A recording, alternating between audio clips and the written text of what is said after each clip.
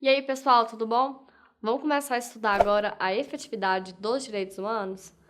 Bom, então, a principal função das normas jurídicas, que diferencia essas normas dos outros processos de adaptação social, é a incidência.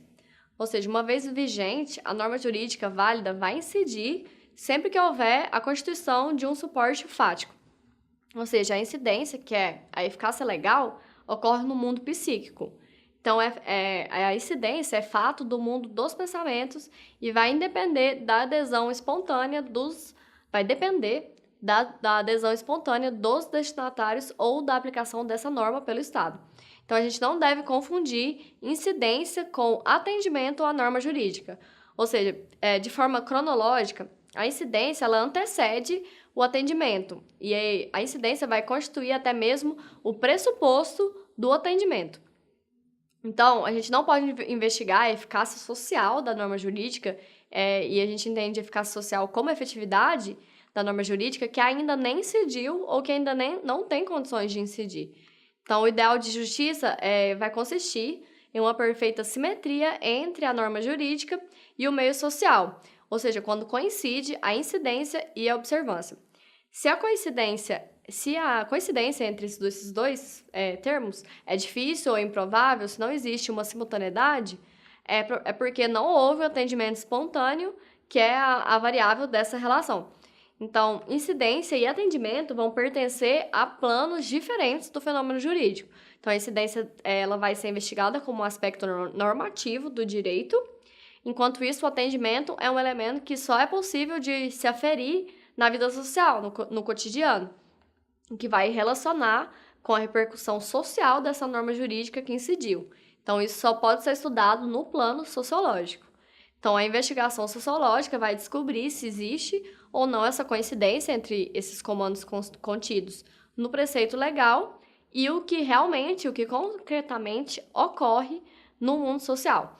Então, a norma jurídica vai ser considerada socialmente eficaz na medida que essa efetividade atingir níveis considerados aceitáveis, o que é a mesma coisa de dizer que, de maneira geral, que os destinatários dessa norma aderiram à conduta que estava prescrita nessa norma. Então, sendo assim, não vai bastar que os direitos humanos estejam previstos nos tratados internacionais ou nas constituições dos países.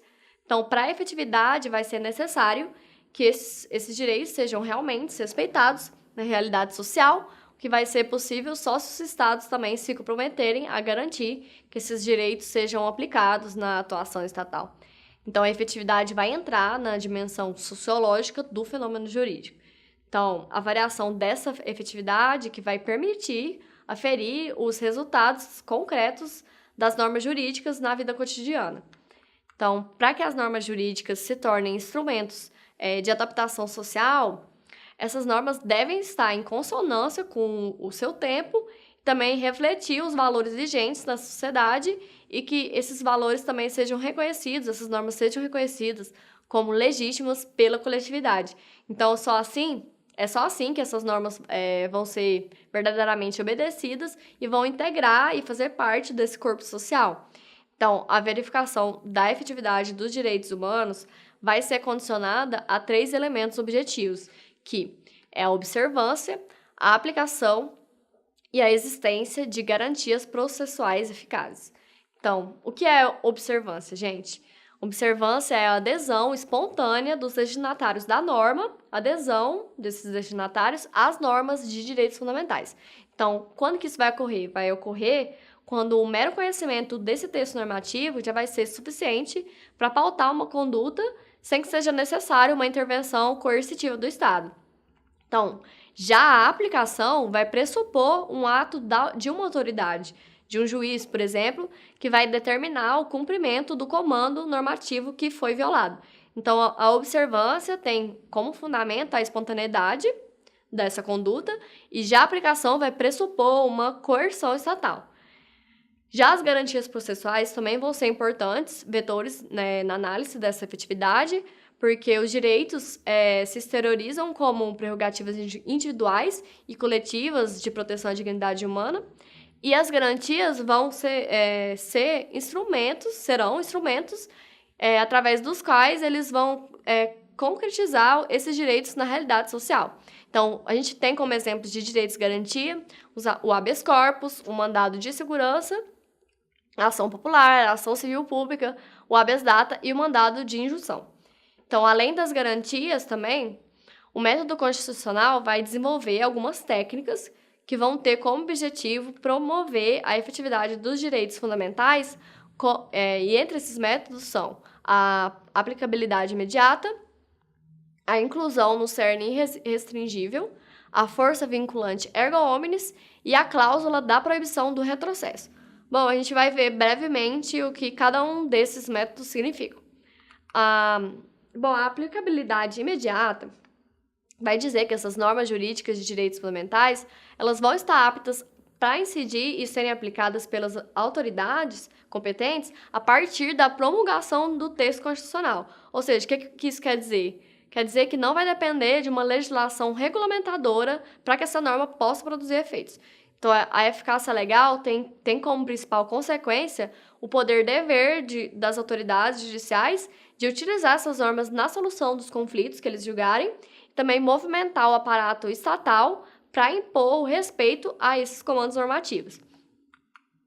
Bom, tudo bem até aqui? Agora a gente vai falar de um outro método constitucional, que é o método do cerne irrestringível.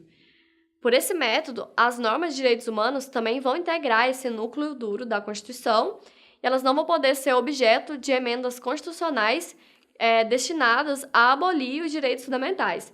Então, essas normas vão se tornar as cláusulas pétreas e que vão impedir a apresentação de propostas de emendas constitucionais que suprimam essas normas ou passam a descaracterizar o conteúdo essencial dessas normas.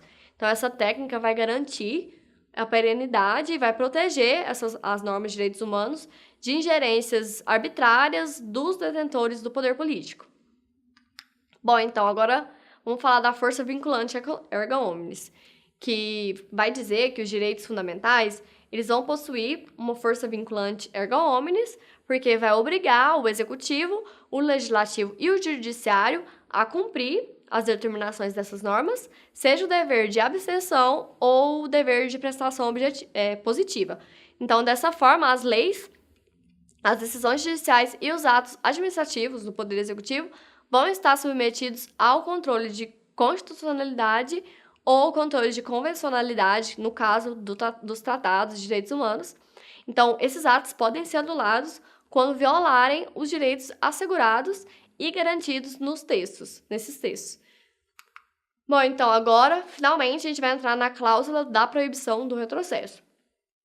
Bom, essa cláusula vai dizer, na verdade, ela vai ser um mandamento que é dirigido ao legislador para que ele não revogue normas infraconstitucionais que disponham sobre o cumprimento de prestações relativas a esses direitos. Então, vai reforçar a ideia de que esses direitos, os direitos humanos, obedecem a um processo evolutivo que é contínuo e é imune a qualquer tipo de retrocesso. Então, uma vez positivados esses direitos, eles vão se incorporar ao patrimônio jurídico da pessoa humana e não pode ser suprimido pelo Estado. Bom, então, como a gente viu, o problema da efetividade dos direitos humanos não é só jurídico, depende de uma mobilização popular e da democracia participativa, e a gente também viu alguns métodos relacionados à efetivação desses direitos constitucionalizados. E a gente vai continuar falando sobre a efetividade dos direitos humanos no próximo vídeo. Até mais, galera!